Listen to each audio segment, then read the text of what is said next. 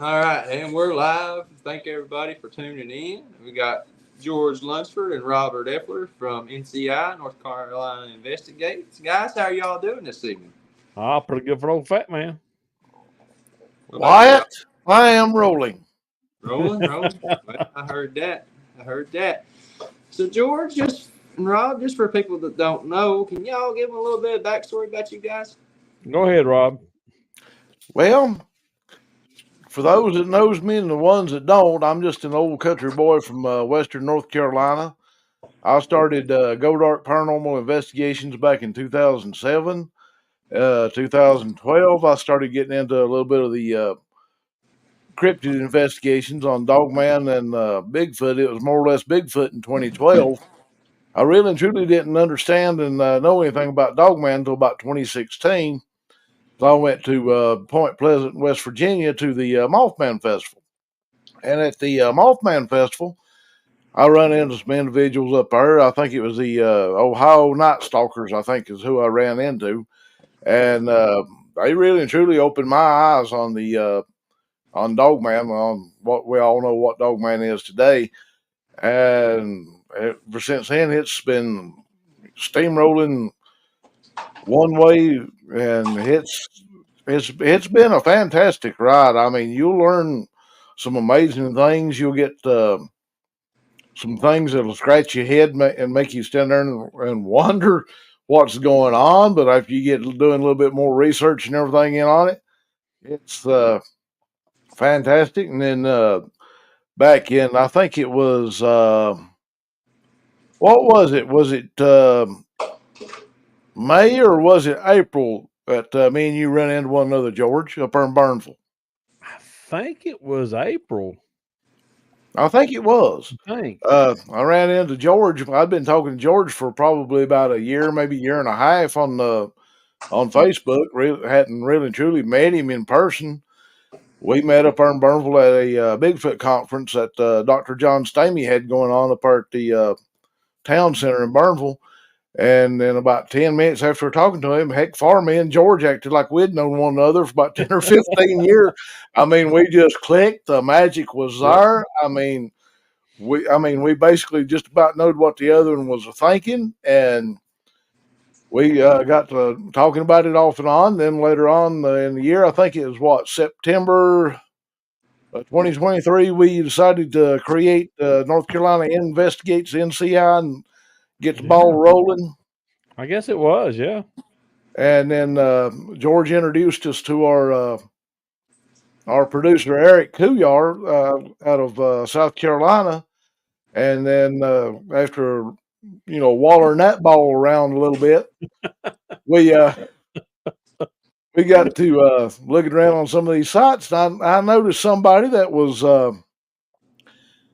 he's a little bit on the young side, but he is sharp as a tack and had more gumption than anybody I've ever seen in my whole entire life. And I mean, I cannot sit here and give enough credit where credit is due. I I mean, agree. totally awesome. And anybody that knows him, I'm talking about Harley over here. I see his head is swelling, but still, Yeah. but But still, he does I kid you vibrate not, more than the Wawa we on took crack. Harley under our wing, and Harley's a member of North Carolina Investigates. And I think, in my opinion, that's one of the smartest and best moves we ever did in our whole entire life. I agree. Harley's highly intelligent. Harley looks at everything outside the box. He don't everything's not black and white, cut and dried. I look at things the same way to a certain point.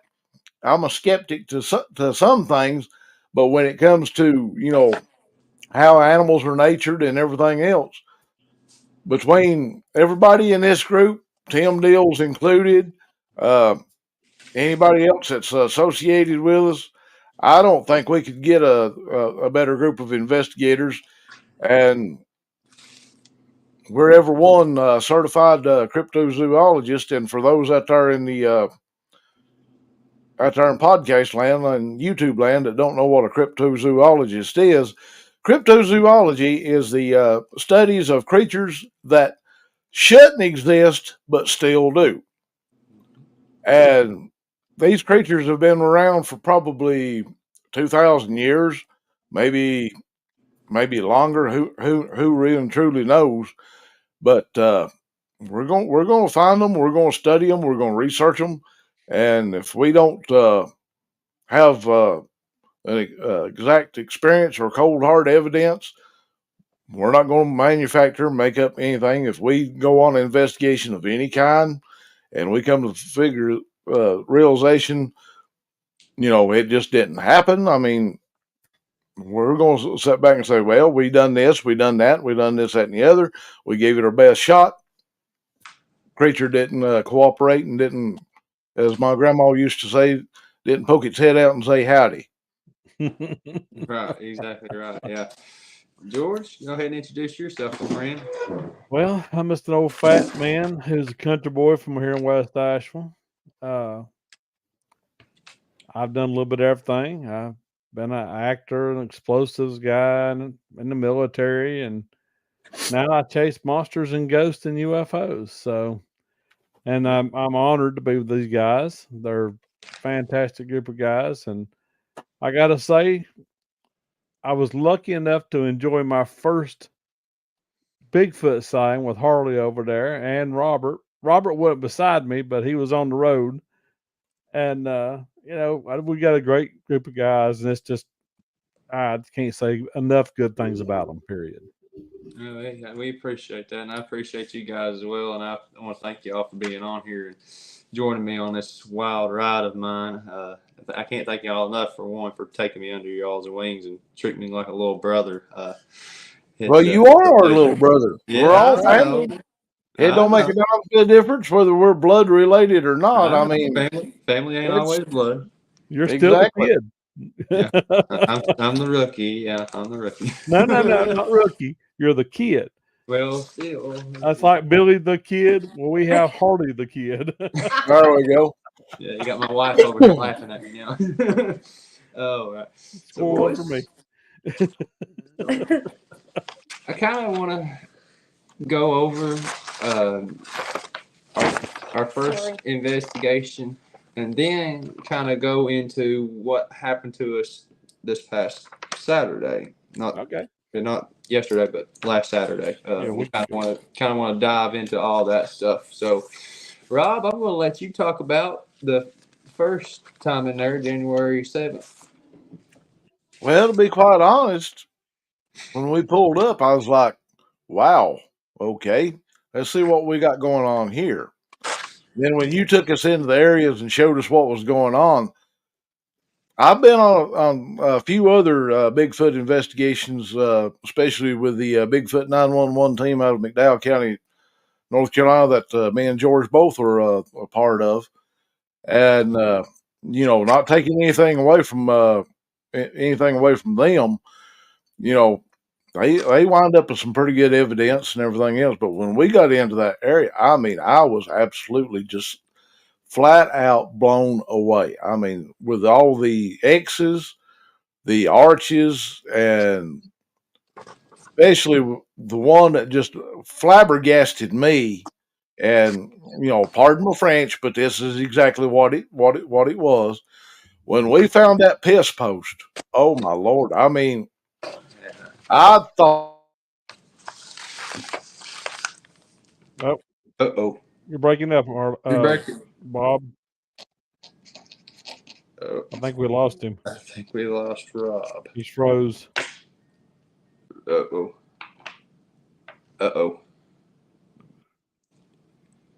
Yeah, I think we lost him. What do you do now? We still got George. Maybe he'll come back in here in a minute. He'll probably come back in. But, there we go. Oh, there he is. There he is.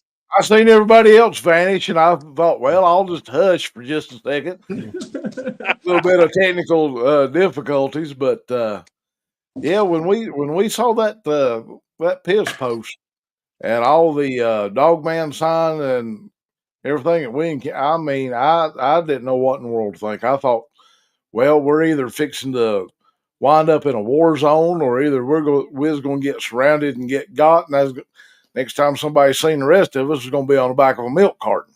Yeah, right, exactly. I mean, the evidence that was in there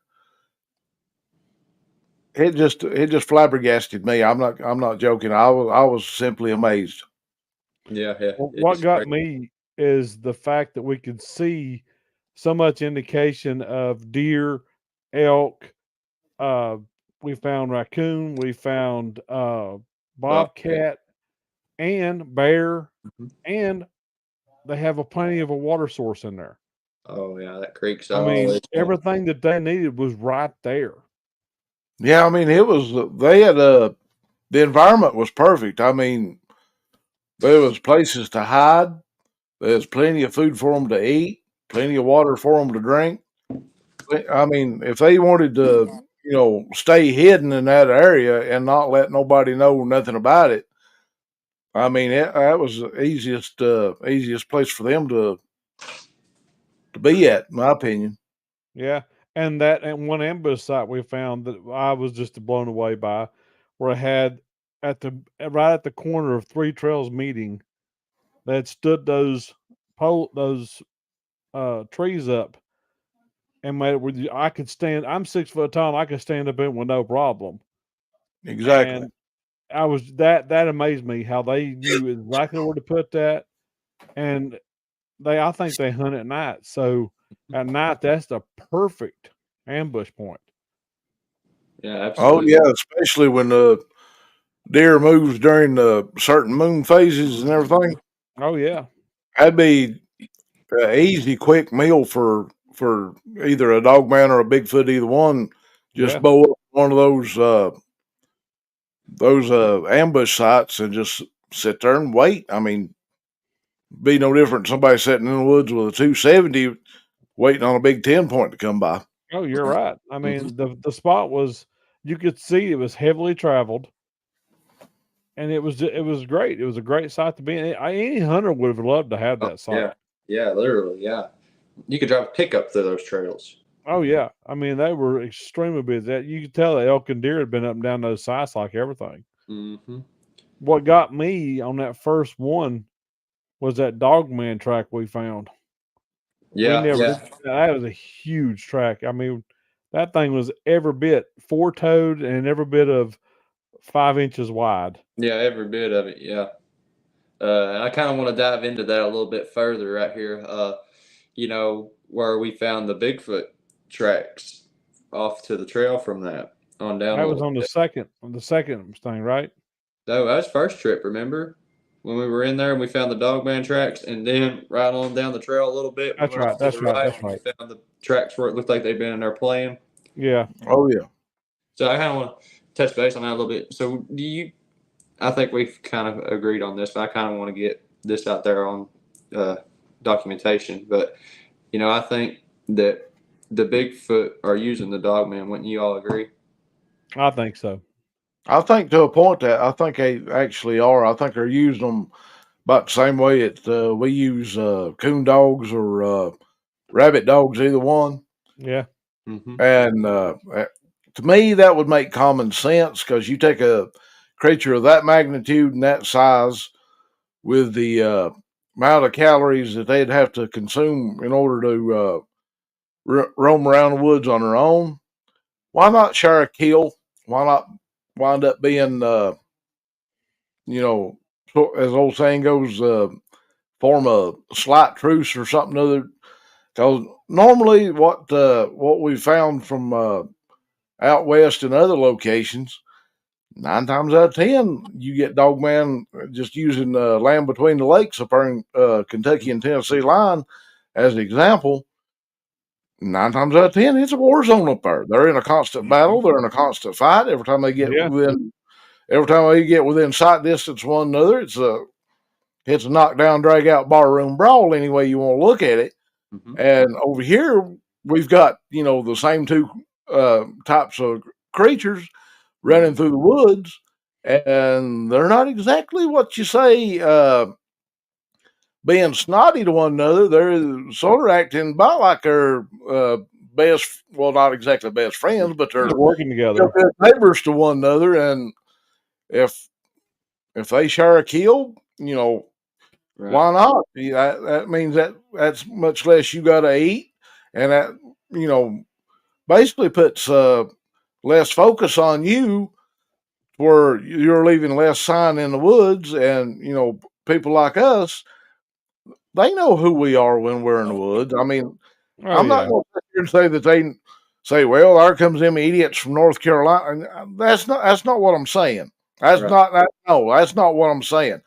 They know who they can basically just wander by, and normal folks wouldn't pay no attention, but they pick up on people that's in the woods on how they're acting, and they'll be like to the rest of them, sort of like, guys, we need to watch out for this little group right here. They're going to figure out where we're at, what we're doing in a heartbeat, and they're going to make themselves less apt to be seen. Now, you take, somebody, I'm just going to use this for example. You take a bunch of hikers from Atlanta, Georgia, that's always been in the city all their life, and they get amazed by being out in the woods, being on these hikes. They're not going to pay stuff like that no attention. I mean, they're not going to pay anything like that no attention. Absolutely. And I mean, I'm not taking anything away from anybody's intelligence by no means. I'm just saying you got certain people that will pay attention, and then you got some other people that just flat out don't pay a bit more attention. They're just happy to be in the woods. Oh yeah, yeah. They're just amazed by the beauty that God's created and everything, and they're not going to sit down and study every little detail that goes on in the woods and sit there and go, wait a minute, that looks strange. We need to, see what's caused it. They're not going to do that. But you take, you take cryptozoologists, you take, I forgot now the word I'm looking for, but anyways, arborist. There we go. There's the word I was looking for. That studies trees and whatnot. Yeah. They're gonna pay more attention, to stuff like that. But these creatures are smart. They're not stupid. They've been known how to hide, and you can even take a bear or a deer or even a squirrel. You put the right light perspective and the right environment behind him, whether it be laurel leaves or whether it be, a little grassy knoll or something other, they'll disappear right in front of your very eyes, and you'll be standing there going, "Where'd that little devil go?" Oh yeah, and he's not there the whole entire time. As long as he don't move, human eye is not going to pick it up. I agree. Exactly. Yeah, 100%. exactly. I mean, we all been hunters, and we know what we're doing in the woods. We know how to look for sign. We know how to look for track. We know how to smell all that stuff.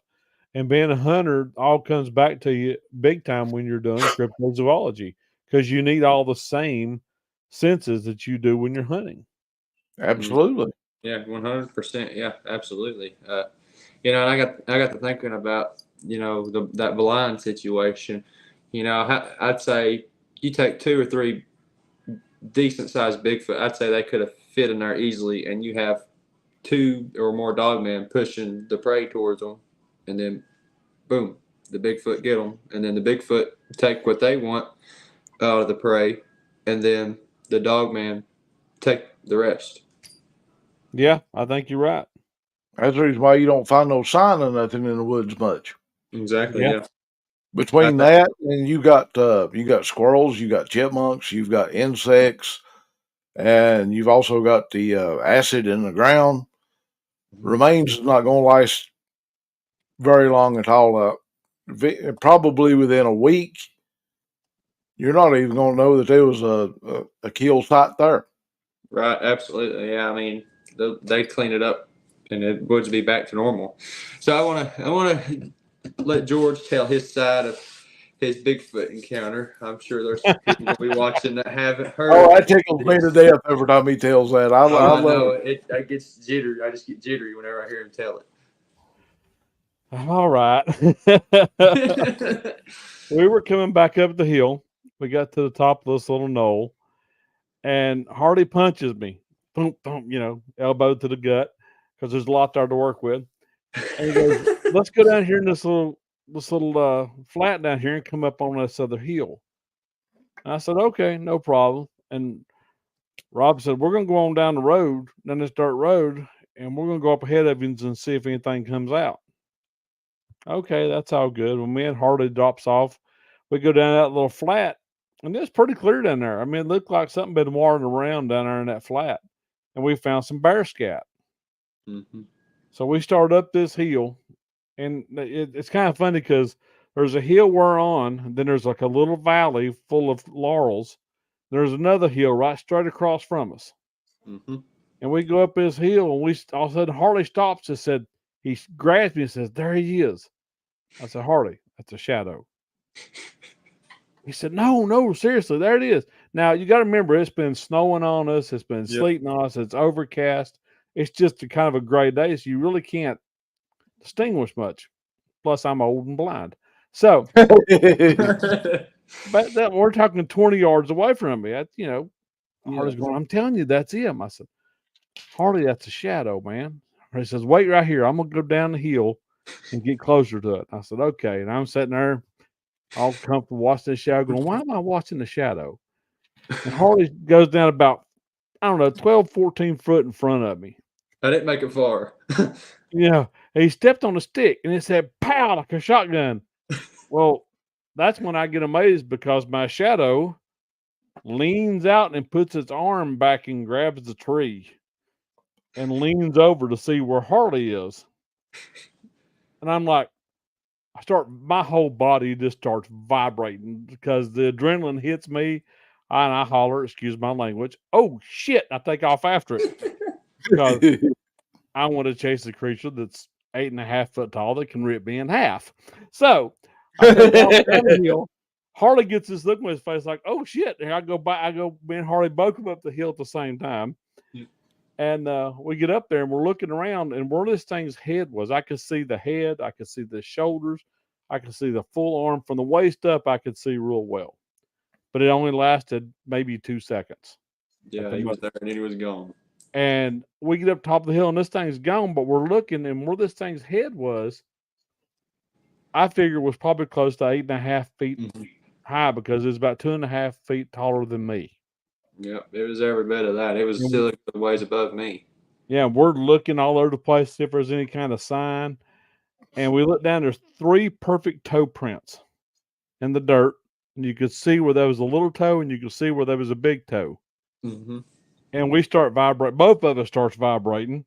And we look, and this thing has this perfect tunnel about 20 feet long where nothing can see from either side. Then it opens up to the left or to the right at the end of this tunnel. So we take off down this tunnel. We get down at the end, and we're trying to decide, drop off to the left or drop off to the right. And all of a sudden, I think either Harley called Rob, or Rob called up to us and said, "What are you boys doing up there? Something's tearing the woods up." Yeah, it was Rob that called us. That's exactly what he said. And then the birds flew over top of Rob, and we got excited. We dropped off to the left because we knew where Rob was. We dropped off to the left, and we hit a dead gum laurel thicket so thick you could not see 3 foot in front of you. And I thought, we're going to get killed right here. Yep, that was. And all of a sudden, everything in the woods got dead quiet. Nothing moved, nothing squawked, nothing chirped, nothing. Yep. We finally got this thicket, and me and Harley, our hats are all messed up, our shirts is all whacked, our backpacks are messed up. We get out, straighten up, we go to hit the road. Rob goes, "Whatever it was scared the hell out of some birds because they come over top of us." Yeah, sure did. Those crows come out of the woods right in front of me about, I'd say probably about close to 25 yards in front of me. They looked like they'd been shot out of a cannon. I kid you not. When I saw that, I just instantly stopped. I was covered from head to toe in camouflage, and I instantly stopped, turned my head to the right to look at the direction where those birds came out of the bushes. It sounded exactly like a bulldozer coming through the woods, and all of a sudden it just stopped. I was like, uh-oh. This devil's going to jump right in top of my face, and everything just went quiet. I mean, everything went quiet. And I was looking further on down the trail. My wife was on the further end. She was about 70 yards in front of me. And I waved at her, and she turned around, and she just put her hand up, because I don't know what she was hearing. Evidently, it must have been another one with it, because she is hearing something other else. And the only thing I can figure out, the reason why he didn't come my way, he must have either seen me or smelt me. And he turned around and went back right-handed and come in behind you two guys. I think he did too. I never laid eyes on him. Well, we I had a just hill heard him between coming us. through. If he wouldn't come in behind us, there was a hill between us, so we couldn't have seen him anyway. Right, exactly. Right. But Or I he mean, could it have sounded been- like a bulldozer coming through the woods, and he just up and stopped. And the only thing I can figure out, he must have gotten that one little open spot down there to where he could have easily went back towards the creek and come in from behind you. But if he'd have wanted you bad enough, he could have got both of you. He could have been right there beside us, and we wouldn't even. Oh yeah, we couldn't have seen him anyway. Yeah, it's so thick. Oh, it's thicker than hair on dogs back in there where you guys was at. Oh, you ain't kidding. You ain't kidding about that. And Hardy's the skinny. He just kind of weaving through there. I this. was, yeah, but I'm still going. get I'm fighting the weeds and everything else because I'm a little bit bigger than he is. So you know. Yeah, But it was pretty awesome. It was awesome to share that experience. And one of the cool things about that was we have to go back to that piss post because we've got to talk about what Hardy did with the piss post. Oh, that was hilarious. Yeah, I liked it. I'm leaving that to you, Rob, because you tell the story much better than I do. Yeah, you can tell that part. When we found this piss post, it was a tree. Part of it was just as black as a hat. I mean, black as a hat, and we had this god-awful stench. Mm-hmm. My old lady standing there, and she said, I think that is a piss post. And I said, you sure? Because, I mean, I wasn't for sure myself. And it was just as wet could possibly be. Oh, that stunk so bad. We get over there. Harley says, let me see what that thing smells like. I said, okay. I said, that's on you, Bubba. He goes over and he buries his nose that I mean, he buries his nose that deep into that tree. He comes back a hacking and a cat coughing and a gagging and his eyes are burning and the whole 9 yards. And I couldn't help it. I had to make a TV show reference. I looked at him. I said, Trapper, are you all right? Let me tell y'all. I remember. That was rank. I ain't kidding you. That was rank, boy. My sinuses were stopped up that day. And when I smelled that, that was a godly smell. It was better than Afrin no drip ever thought about being. You're the boss of that. Made you some money. Thought for a second he was going to lick the post. I really did. I was expecting if he had y'all would have had to have found a nervous hospital in East Tennessee to have put me in because I would have lost it right there in the woods. You'd have to be in a straitjacket. I'd have lost it. Yeah, that would have been very bad. We have a good time, but we take everything we do right. We take everything serious, but I mean, we'll cut up and carry on, and whether we're on the podcast or whether we're in the woods, either one. I would tell one thing, but I'm about afraid Harley don't want me to tell it. Tell what? Not yesterday, but last Saturday. Yeah. You remember when we was out there in the woods and you got that real uneasy feeling? Yeah. George, you want me to go ahead and tell it? Go for it.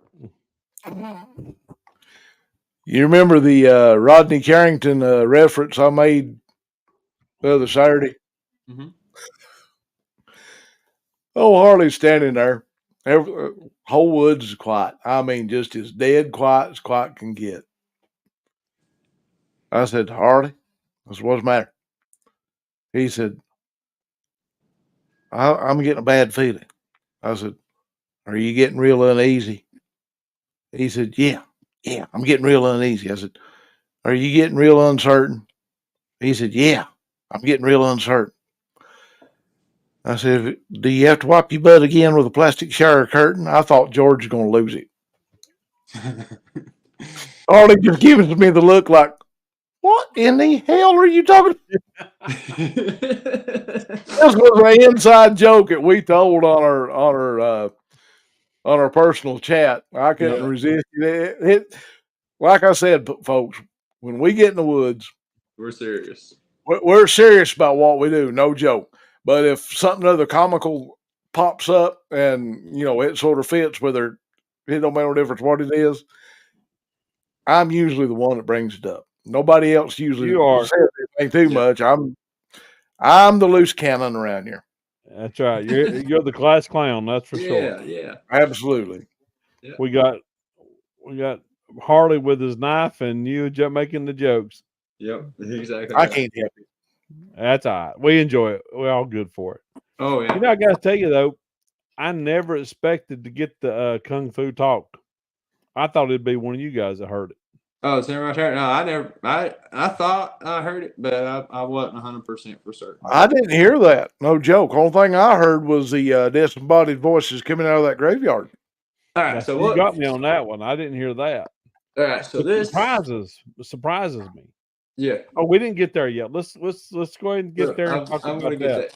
So what we're talking about right now is from not yesterday, but last Saturday. Well, they came back up and we went back out there and our minds were blown. So George, I'll let you start off the first little bit, and then we'll bring Robert in and talk about the other.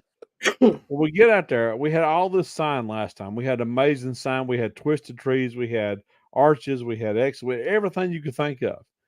We get back out there last Saturday, and we're moving through, and a lot of the landmarks that we found the first time were gone.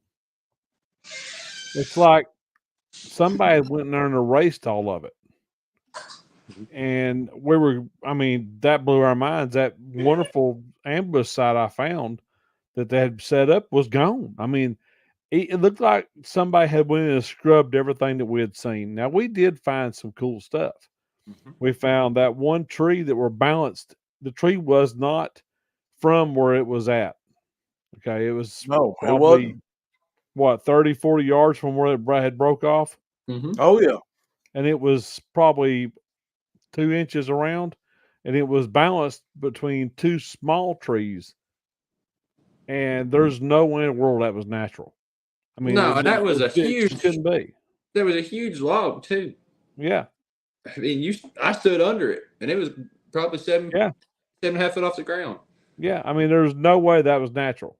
There's no way, and that big arch was still there. Yeah. I don't think they could get rid of it. I think it was too big for them to move. Well, not too big for them to move, but too big for them to scrub away that easily. Mm-hmm. Yeah. And the dog, there was no prints right there around that stuff where it was last time. No, but there wasn't nothing. We did find something extremely interesting. And let me tell you about it now. We got up through there. We got back on the road and walked because we decided that everything was moved, so we was going to get back to we could see better. Mm-hmm. So we got back on the road, and Harley sees this area. It looks like something had wrestled around up there. Looked like a war zone. Comes up there, and he goes, "Come up here, guys. Come over, look. Come over." So we got up there and was looking around, and Harley seen this tree. And we're talking, 12 inches around? If not bigger. Yeah, it's anywhere between 12 to 14 inches around. Yeah. And we're talking green tree. It's green. It had something had broke this thing off, and where it should have fell like this, straight down where it was at. This thing had been moved over at least 3 to 5 feet to the left and laid down right there. Yep. Still had no way in the world. What is my phone going off? There's no way in the world that happened naturally. No. I mean, it just didn't happen. But the kicker is what we found beside of there. The tracks we found. We found some huge, 21 inches? They were almost 20 and a half, yeah. Yeah. Right close to 21 inches. We found 3 prints. One of them was on the side of the hill. One was on, like a next footstep was up on a rotten log and busted through the rotten log.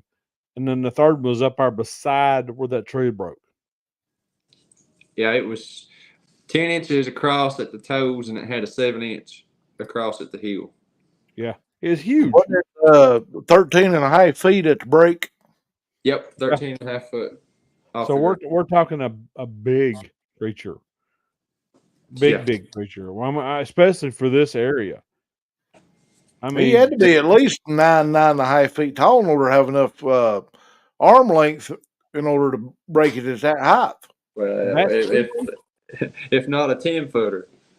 Well, True. we know it wasn't the wind because even the small trees that were rotten, you could just push over your finger, wasn't broke over. Just that big tree, and it was right where they had put new gravel. Yep. So I think that he was a little ticked off that they put new gravel up through there. Just saying. Yeah, I think that's a good possibility.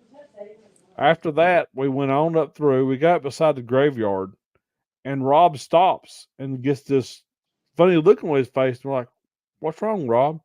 He said, "I hear voices." I was like, "What? You hear voices?"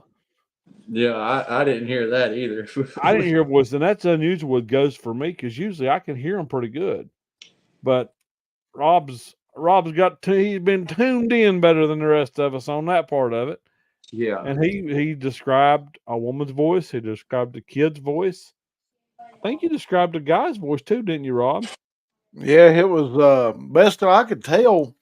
It sounded like 2 women and a man talking.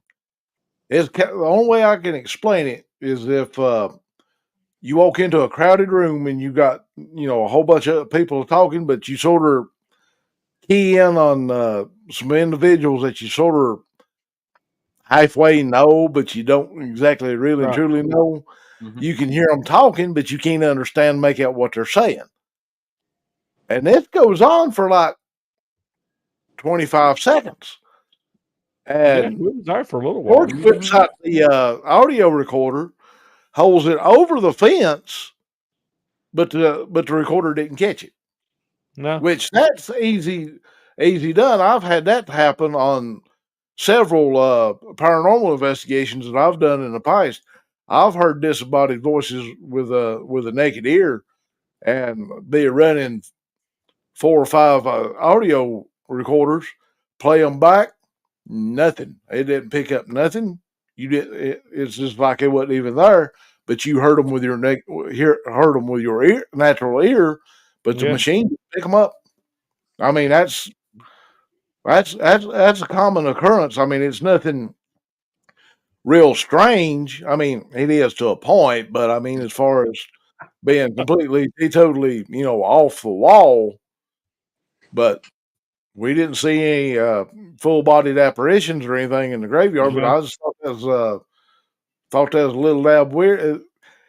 I couldn't make out what they were saying, but I mean, you could tell that it was male and female. That's all I could make out, but I couldn't tell you what they're saying. I have no idea. Yeah, I'm glad I didn't hear it because I would have lost it. I don't do ghosts. I don't. Now, if you pull a Brian Harnwath, I'm gonna put an anchor in your butt. We ain't gonna have none of this dude run business. No, I wouldn't have done that. I would have hid behind one of you two. So when we get to walking on up that trail a little bit further, George said something. I think he asked if we said something, and me and Rob were like, no. And then George kept hearing it because George was in the back.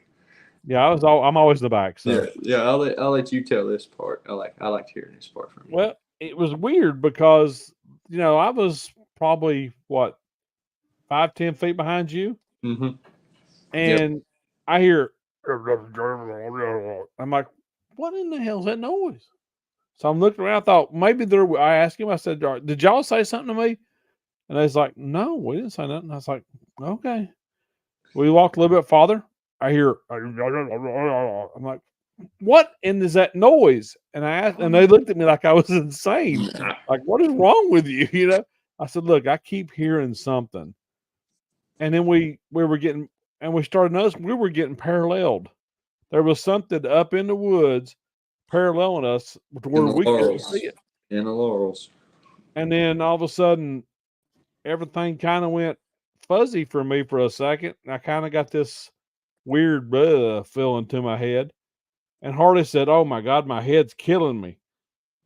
And apparently we got hit with some infrasound or something because, man, it went away as fast as it hit me. It didn't go I've away. never had that happen before. It didn't go away from me. I finally just now got over that. It finally went away Friday. My headache did. So that I'm telling you, when you get hit by an infrasound, it's something you don't want to get hit with. I mean, No. I don't recommend it. Well, so we get on up through there and we decided, okay, it's kind of gone cold now. Let's just go on back. So we actually staggered our return. So Robert took off, and when he got so far, he called Harley, and Harley took off, and I was the last one in the bunch. I'm sitting here, I'm looking around, waiting for her to call, and I look over, and there's this huge, fuzzy white dog looking at me from across the hill. And I thought, well, damn, that's a big dog. And all of a sudden, here comes this woman behind the dog. I was like, okay, there's somebody here. So I let them know that there was somebody in the woods up there above us. And I come out. I started walking around, and I heard something. So I looked up in the woods. I was watching up in the woods, and I had just come off this little hill. So there's a little hill behind me. And I felt something. So I turned around, and there's that dadgum dog looking at me from about probably 10 feet away from me. It's a huge dog. A huge fuzzy white dog. Yeah, and I thought, he gonna bite me. No, it's just a big pup was all that is. I've run into it a couple times myself. There's been a couple of times that scared the crap out of me. Yeah, he come down there and I petted him a little bit, and him and the woman went on through. And I was just happy the dog was gone because I started seeing him. So I get on down through there, and Hardy has dropped down that bottom where me and him had went to. And I whistled. I got a call back. I whistled again. I got another call back from a different area. So I look down and I see Hardy. I'm telling him, and he's shaking his fist. I think it's his fist, but he actually is his hand. He's holding his radio saying he can't hear me speak. So I just yelled at him. After that, I said, "What?" And he starts up the hill, and I whistle again. And about 20 feet from where he was standing at in the laurels, something whistled back. Yeah, I didn't even hear it. I didn't. I was walking up there. I was getting mad. I was getting brawls all over me, and I was cussing and carrying on. And then he said, "Did you whistle?" I said, "No." Well, I didn't say no. I said, "Hell no." But it was. I've never got callbacks. I've never had any for sound or the chat before, and I got all three of this time. And it was just. It was It wasn't. We didn't see anything as much as we wanted to. At least I didn't realize we did. Yeah. And we got back down there with Rob, and we went ahead and left because what we seen and everything else was there was no creatures that we could see, but we seen the evidence of them when we heard evidence of them. Yep, absolutely. But then Harley surprises me. I just took some random pictures of some of the sign and stuff. And Harley sends me a message and says, "Look, there's a dog man behind you." Yeah, he was snapping pictures, and sure enough, in that one of them pictures in the laurels, there's a dog man standing right there watching. I guess crystal. I enhanced it a little bit. You can see it better. You can see both ears. You can see its eyes, and you can see its nose shining. And that was only 15 feet away from me, and I didn't see it. Yeah, exactly. And then that goes to show, like what I was saying earlier. You might be in the woods, unless a creature moves, whether it be, Bigfoot, dogman, a bear, deer, whatever. As long as they stand still and don't move, you won't know that. If you're not really truly paying attention, you're not going to see it. Nope. No, they blend in so well.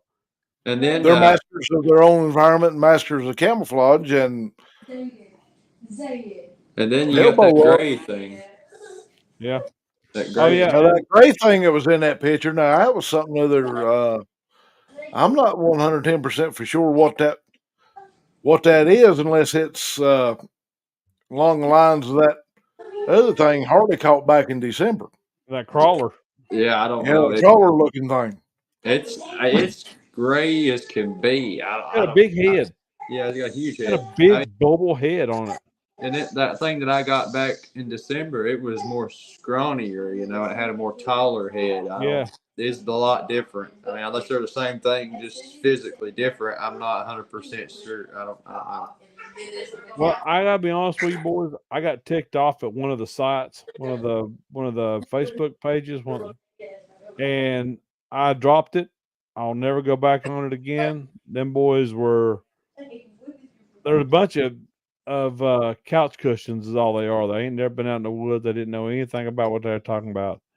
And they ticked me off, and I won't go back on that side. I ain't gonna name it because I ain't gonna give them much satisfaction. Right. Yeah, but you can't when I feed post into something, it. I have a question. I'm asking people who know. Yep. Exactly. And somebody somewhere has seen it somewhere. Exactly. Somebody seen it somewhere. And I did blow the picture up. It was fuzzy. Yeah. Hey, but you can still see features. Oh, clearly. Clearly, yeah. So, don't let these sites with these trolls and all these people that don't know anything get to you. Just drop the site and go to some place where you can get respect and you get people who have been out in the field like with us talking to you, and we'll try to help. We'll do our best to help you figure it out. We're not going to make fun of anything that you put on there. No, we'll listen, and that's a good thing too. I got you all as in my group as moderators to, kind of help with the trolls and stuff getting into my group, and that's a big trolls on my nerves. I run into a lady. You remember that fella I was talking to you about the other day that was being a smart aleck to you and Tom off of Jupiter? Yeah. Well, I run in today a female version of him. Oh Lord. Yeah. These individuals, I have no idea what in the world's wrong with them. You can give them Ron Moorhead. What's that one guy we always shoot? He's from Idaho State University.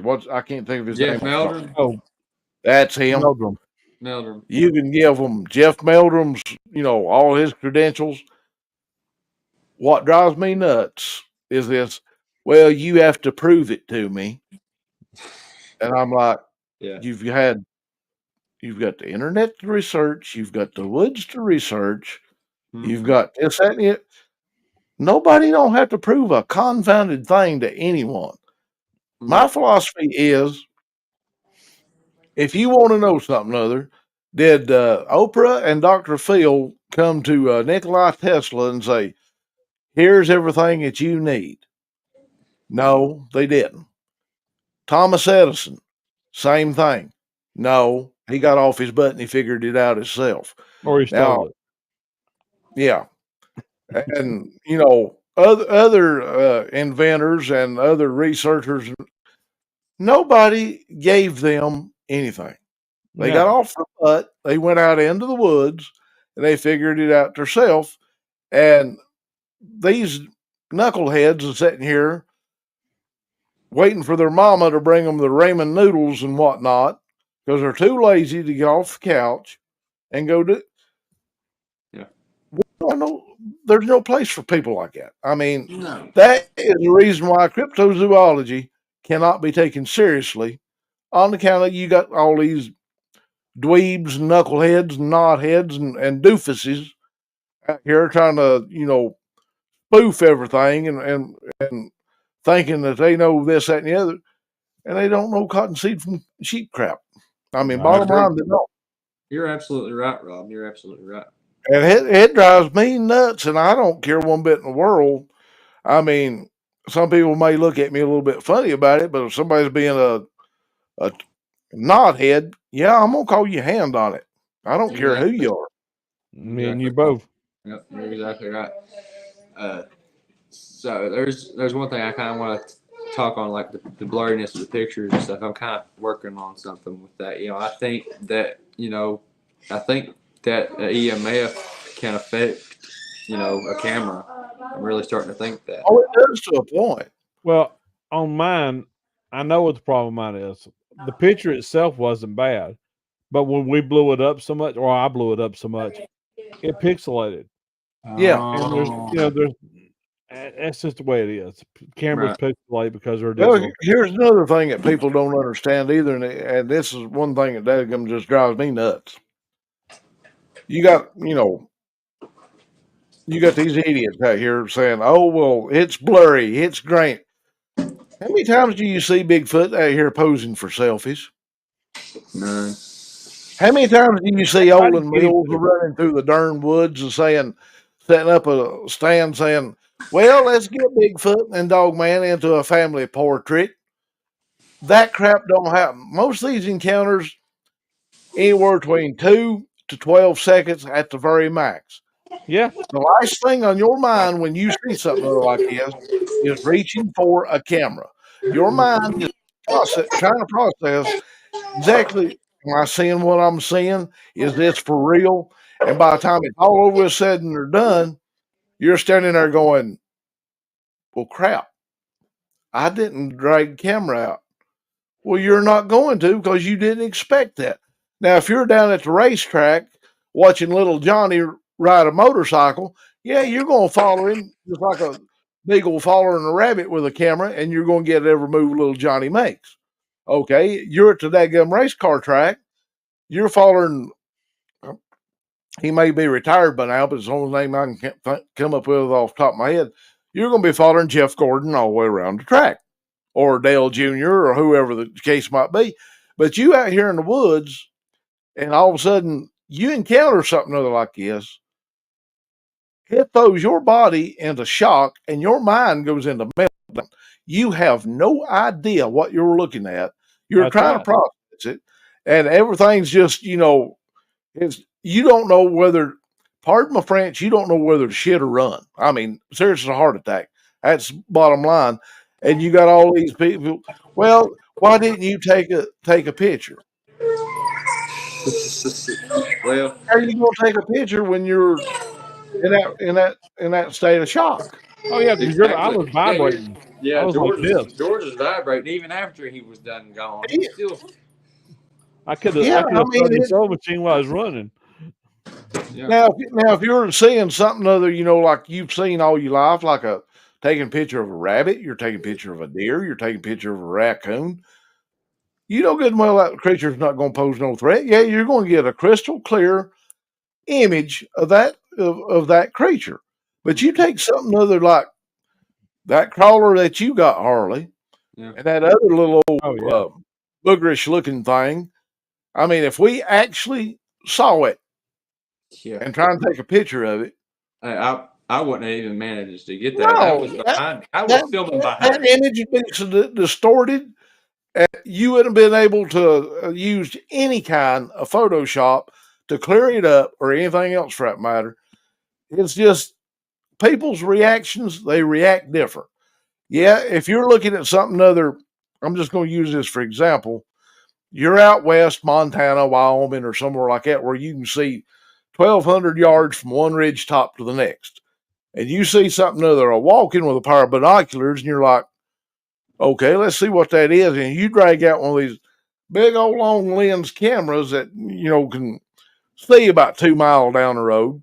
And you're sitting there on a tripod and you can zoom in on it and stabilize the picture. Yeah, you're going to come up with a pretty good picture that nobody's going to hardly be able to debunk. But when you're out here with cell phones, you're out here with a little old Kodak 12, 14 megapixel camera. It takes a second or two. Anybody's got any common sense knows it takes a little while for that camera to turn on. You can't walk around in the woods all the time with it on because them things will shut down in probably 3 minutes when you're not using them. Oh yeah, mine does. Yeah, They'll automatically shut off, and then you have to sit there and play with it in order. By that time, whatever's happened's done happened. I mean, it's done and gone, and there's nothing you can do about it. Yep. Because they're not going to stand there and poke their head around behind the tree and go, "You got your camera on yet?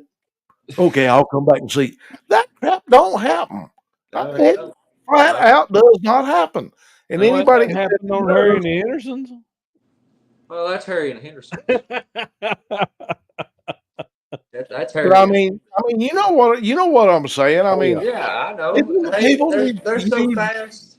They're so fast, and you cannot act fast enough. Like they do not want to interact with humans. Period. They're smart. Humans are more of a danger to them. Let's just. I'm just going to use Montana for example. You've got big brown bears out there, and you've probably got grizzly bears out there, right? Yeah. Okay. Human is more danger to a Bigfoot than what a grizzly or a big brown bear would be. Oh yeah. They don't want nothing. They don't want nothing to do with humans. They've been around and seen what humans do to one another. They've seen what they do to the environment. They just don't want to buddy up with them anymore. After they got betrayed by Native Americans years ago, it's easy to offend one. Right, we got a comment here. It says, "I questioned why I didn't take photos of the dog man. Those things you don't want them to take your eyes off of, let alone messing with the phone." Well, I will tell you. I agree. Yeah, that's exactly right. I have looked up and caught a couple of good images of them on my back trail cam, but that one I've got is phenomenal, and I'm almost positive that it's the same dog man that I had an encounter with on 29th. I mean, that dark brown one that I have on film, you know which one I'm talking about? The real good picture of one. Absolutely. I mean, yeah, you don't want to mess. You don't want to mess with the dog man. I wouldn't stick around, quite frankly. I wasn't going to try and get a crystal clear picture of it. I've already got a picture of it. Yeah, you meet something like that face to face. The least little movement, they'll take it as a aggressive action, and the situation, odds are, will not turn out real well. No. True. Thanks, Keith. We appreciate your question, buddy. Yeah. Very much. Thank you. Yeah, thank you. So yeah, dog man is definitely a life or death situation, but I mean it could be the same way if you provoke a Bigfoot the wrong way. Actually, I think it'd be a little worse. I think Bigfoot's a lot bigger and a lot stronger. Yeah, it will. You'd be like I'm trying to figure out how to word this. You'd be like a fly on a fly swatter. Pretty much, yeah. I mean, you figure something that can grab a tree, jerk it up out of the ground, turn it upside down, and jam it back in the ground with the roots up in the air. Oh yeah. Them big boys from Alaska and Canada. Yeah, that's some. Well, that's out west too. I mean, they got it out in Wyoming and Washington State and Oregon. Oh, I didn't know they were that far south. I thought that was just in Canada and Alaska. Oh no. They've got pictures of them down there. Same thing. Huh? I didn't know that. Absolutely.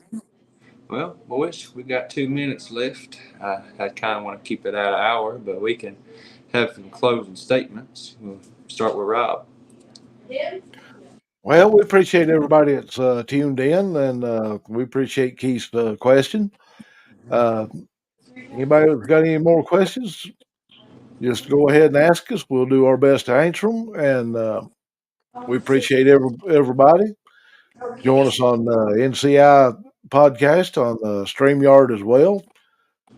George, what other platforms are we on? I know we're on Apple Play and something else, ain't we? I can't remember what our Spotify and a couple of other things. Yeah.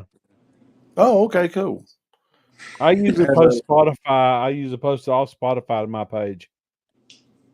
Oh, okay. I post off the Apple Podcast. Yeah. From there. But if anybody wants to, I'll post this one too. Okay. But if anybody wants to get into researching these creatures, do not do it alone. Make for darn sure that somebody knows where you're at all times, and just be careful, because you could besmirch one of these things and not realize what you're doing. That's right. Thank you, Rob. Hey, George, anything? Well, I'm gonna pretty much say the same thing. Just be careful going out there. If you want to join a team, give us a caller. We'll talk to you, and if you're a good fit for us, we'll put you on with us. I mean, you know, if you live close enough, or we'll get you to go out on investigations wherever you're at with some help, not by yourself. Exactly. And you know, not everybody can be as lucky as Harley's been so far. Harley's a good kid. He knows what he's doing. He's just gonna have to. He just got to be real careful because there's some things in those woods that Mom and Dad didn't tell you about. Well, that's Exactly. And, well, we got one last question, right quick. All right, go ahead. He said, Nana for Trump says, "Have you ever heard a female howling?" Female what? Howling. Howling. Yeah, like, She might might be meaning a female dog man. I don't know. I guess like a female Bigfoot, female dog man, just like a female shrieking kind I of. would say, yeah. I mean, I haven't We personally heard them, we but probably have and didn't realize what it was. I've heard Hold recordings. up. That scream that we heard Saturday, it was kind of high pitched, but it was far off, and I mean the echo obviously made it sound a little different, but that was kind of almost like that. It's possible it was a female. It's very possible, no joke. Yeah. Thank you, Nana, for Trump. Yeah, thank you. I appreciate it. And if y'all get a chance to listen to the podcast, check out my books on Amazon. Yeah. I always have to plug the books, guys. I'm sorry. That's all right. That's all right. And Harley, this is your show, brother. Well, I want to thank y'all for tuning in. I want to thank George and Rob for coming on. It won't be the last time they're going to be on here. I'm going to have them back on and we'll pick their brains some more after some more investigations and stuff. We've got some stuff planned. I'm also associated with them and NCI, North Carolina Investigates. Go listen to them go listen to us on Apple Podcasts, Spotify. If you want to come on the show, shoot our producer Eric Courier a message or message one of us, and I'm gonna hit us out of here. Thank y'all. Thank you, brother. Thank you.